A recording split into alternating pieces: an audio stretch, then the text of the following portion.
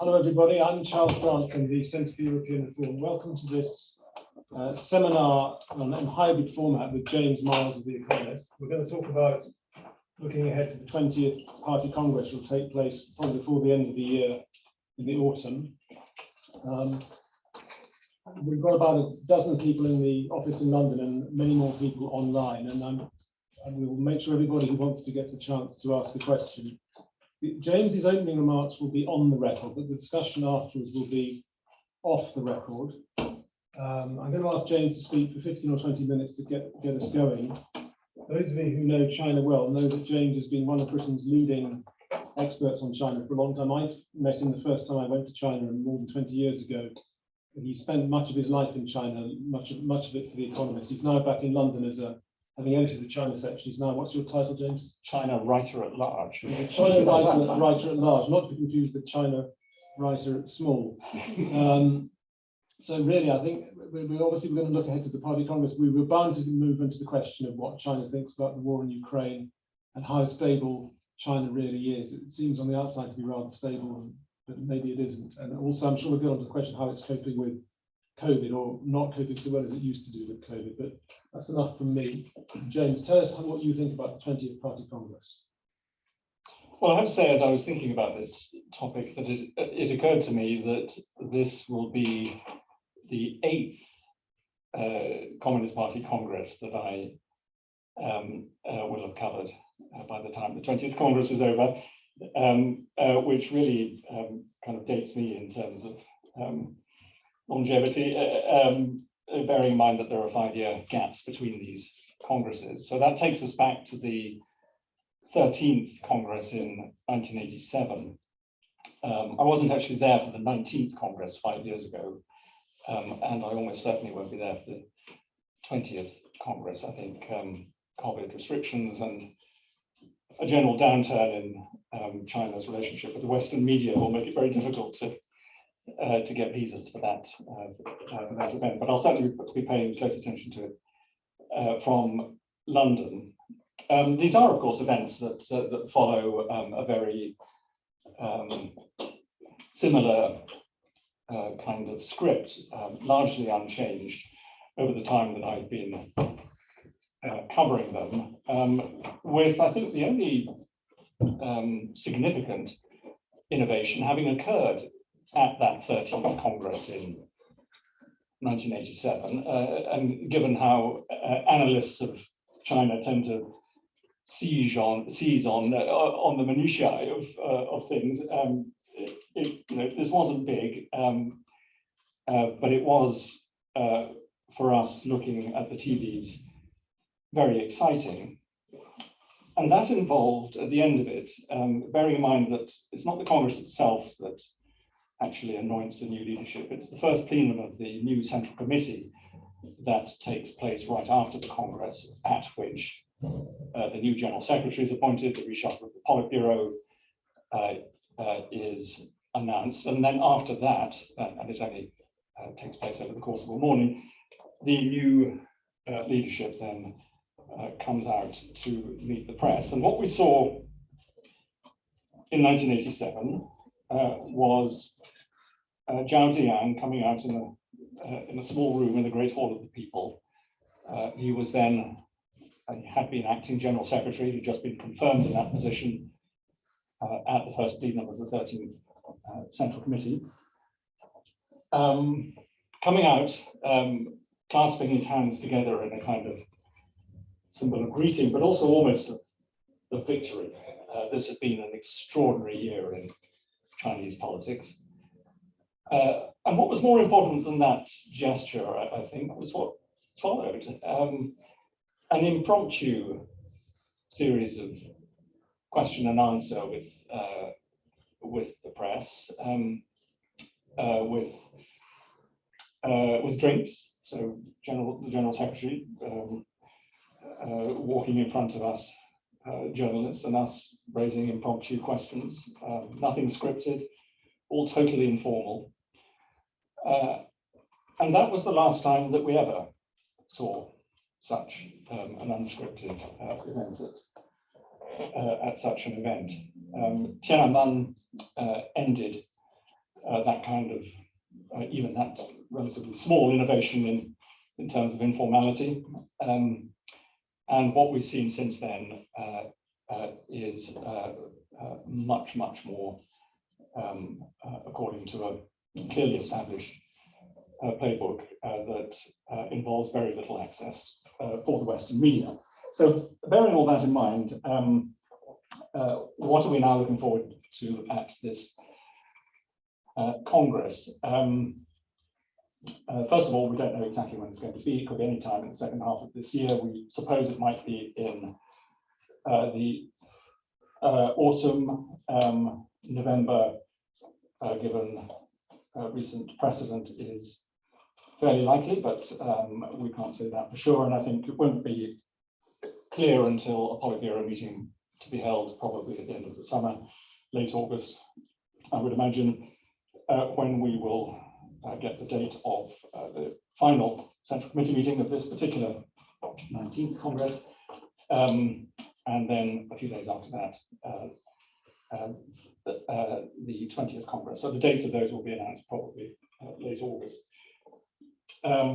We kind of know what the story is that we're all looking out for. It'll be Xi Jinping and whether he will, or how, or get a third term in office. And probably if it hadn't been for COVID, for Ukraine, for economic difficulties which relate in part to those to other problems, we might not have really given a second thought to whether or not that was a certainty that Xi Jinping would get his third term as General Secretary. And so one question I want to explore now is whether we should be considering that as a possibility. How much will the next few months really matter for Xi Jinping? Which relates to a really a big question, which is what is it that affects a leader's power in China? How much does performance really matter? How much of an issue is it for Xi Jinping if many people are grumbling in Shanghai about lockdown restrictions, or even whether many people might end up grumbling in Beijing, were similar lockdown restrictions to be imposed there? How much does it matter if the economy is looking very wobbly, if many of the most successful tech entrepreneurs are deeply worried about regulatory moves, notwithstanding recent efforts by the party to tell them everything's all right? How much does it matter if unemployment surges, graduates can't find jobs, migrant workers in the cities similarly find it difficult to get work? I would argue actually somewhat less than we might suppose. And if we look at those previous congresses, we can see, I think, that performance really isn't such an important factor when it comes to looking at the power configuration that emerges from any particular Congress. First of all, it's important to note that Congresses haven't tended to match the ebb and flow of political power in China.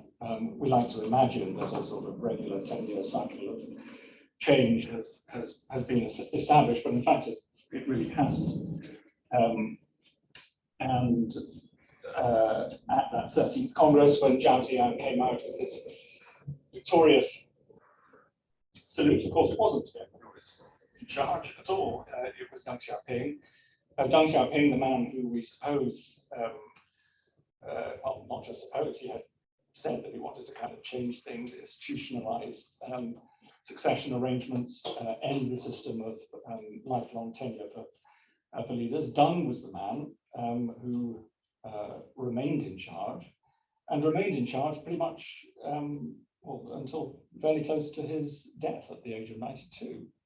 So well into the mid-1990s, well into the leadership of Jiang Zemin. So Deng, in some ways, was an initiator of great institutional change in Chinese politics, but not at that critical level, not for the paramount leader. Similarly, at the 16th Congress, Hu Jintao took over as General Secretary, but he was clearly not paramount leader. Jiang Zemin remained as the military chief for another couple of years and hung around in the background, I think, for much, if not all, of Hu Jintao's rule. So in other words, right up to 2012, that kind of period that some now refer to as the kind of lost years of China, with Jiang Zemin in the background and Hu Jintao as the kind of front man. So really, it's only since 2012 that we've had power and titles really effectively concentrated in the hands of a person that we can identify as paramount leader. In other words, we have not had a kind of dual leadership system with somebody in the background pulling the strings of a general secretary who is notionally in charge.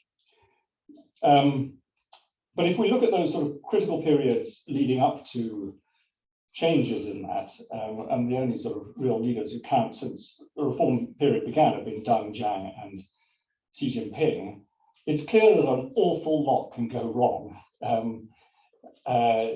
on the watch of a paramount leader,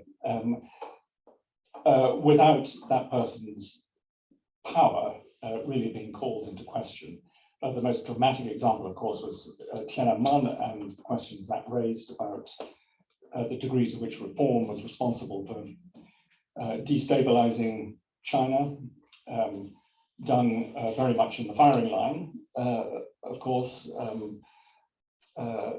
with a huge amount of criticism coming from the party's radical left wing in the wake of Tiananmen, but Deng still able to assert his authority and remain effectively in control, as I say, close to his death.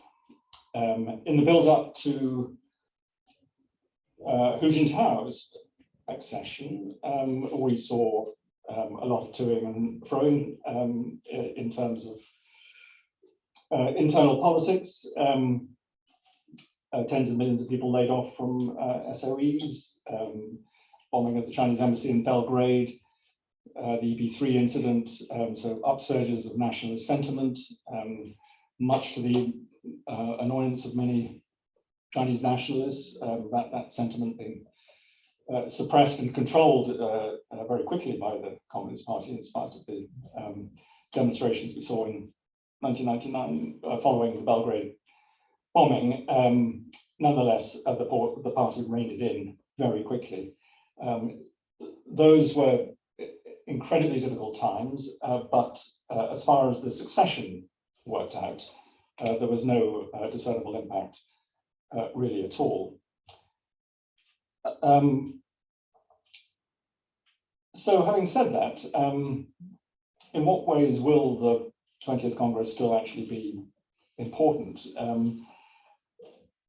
It will be a dramatic break from convention, in the sense that we had come to expect that a decennial cycle of leadership change had set in, and Hu Jintao's leadership, for all its lack of distinguishing features, did have that particular one. It lasted 10 years, and we'd expect the same to apply to Xi Jinping. It certainly won't. But as I say, you could also argue that in a way what's happening with this Congress is not really a dramatic break from the past, but a kind of normalization of what had become the convention. In other words, that once you're a paramount leader, you're always a paramount leader.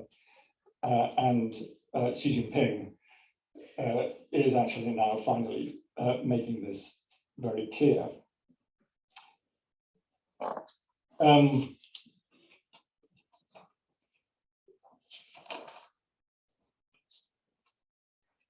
let's look at just some of those problems that I mentioned earlier: COVID, Ukraine, the economy.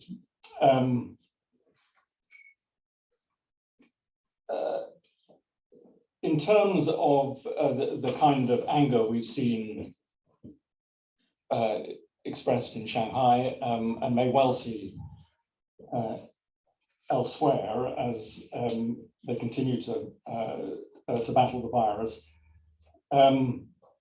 this is certainly worrying for them. I think it's important, however, to bear in mind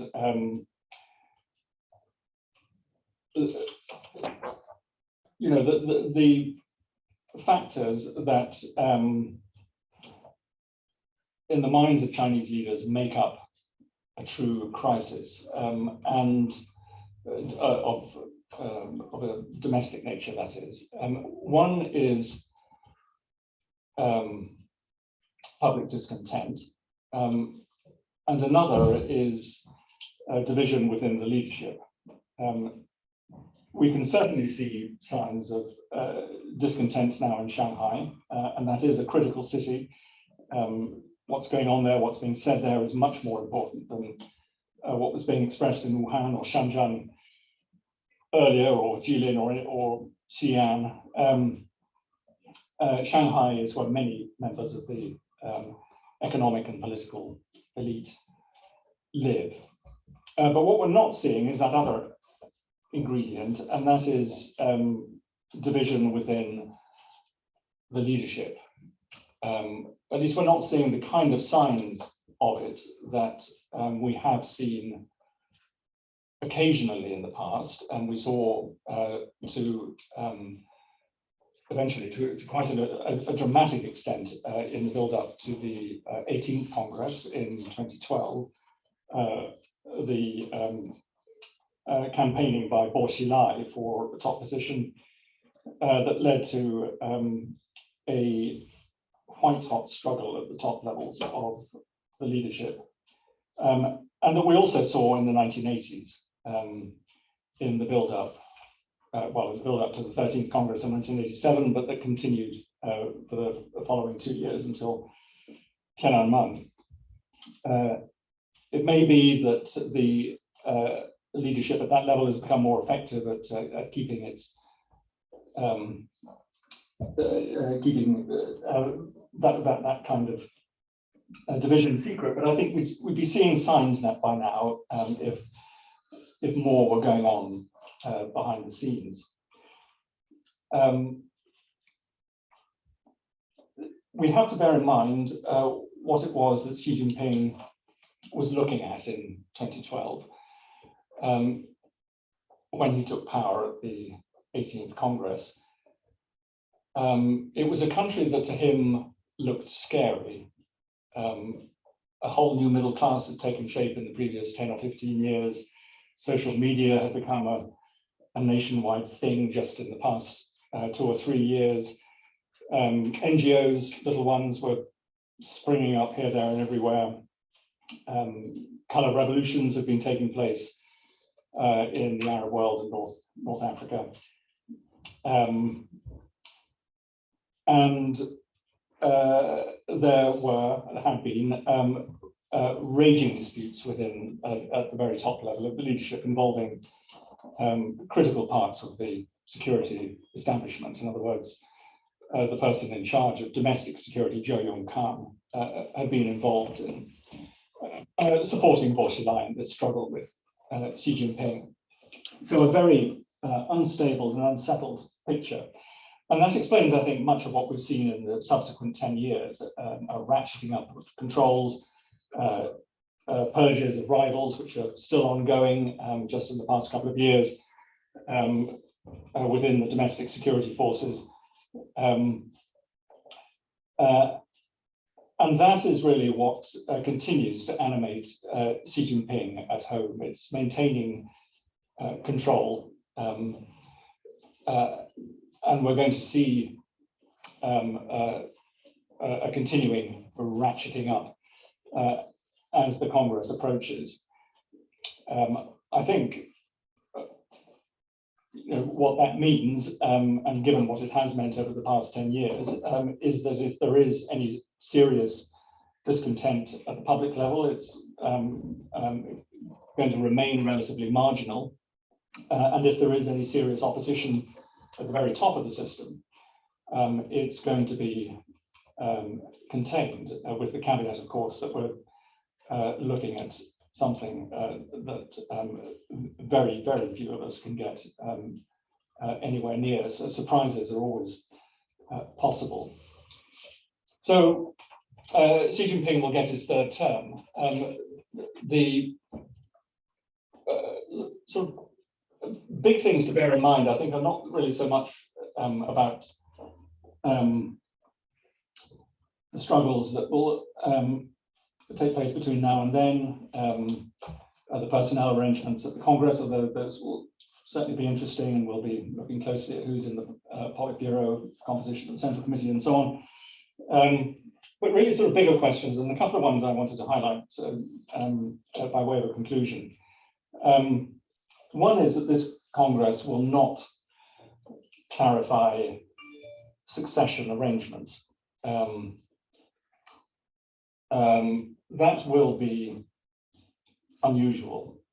We won't, in all likelihood, be seeing people moved into the Politburo Standing Committee who will be young enough after, even if Xi Jinping were to retire in 2027 at the 21st Congress, who will be young enough to stay on for at least 2 terms.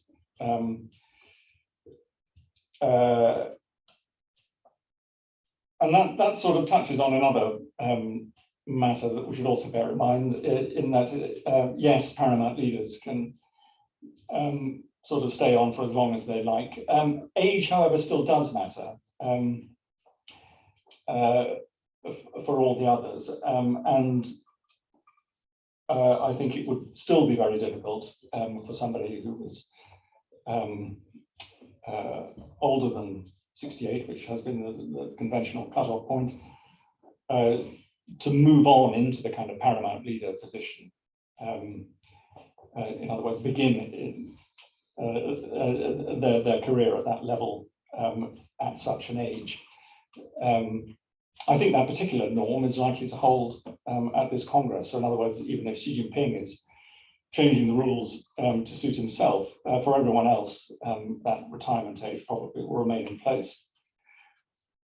And the other thing to bear in mind, I think, is that this Congress, for all the parties seeming control of its message, this Congress will still spark debates. They always do. There always is subterranean debate in China, greatly facilitated now by social media. In spite of all the censorship, we will see criticism of this arrangement emerging, that's for sure. We saw it in 2018 after the rules were changed to allow Xi Jinping to stay on indefinitely. And I think we're going to see more of it this year. I think we will continue to see an active debate, even if a subterranean one, within critical elements of the elite, both political and in business. And that does have real world implications, I think. Not now, not in the next 2 or 3 years, but longer term, as we consider the really huge question of how Xi Jinping will arrange his succession. Because the one big question that still remains, and everybody wants to know the answer to, and all the more so now, is after Xi Jinping, what happens next? And sadly, we're still going to be scratching our heads after this Congress. So that's all I have to say for now, Charles, but okay. I'm delighted to.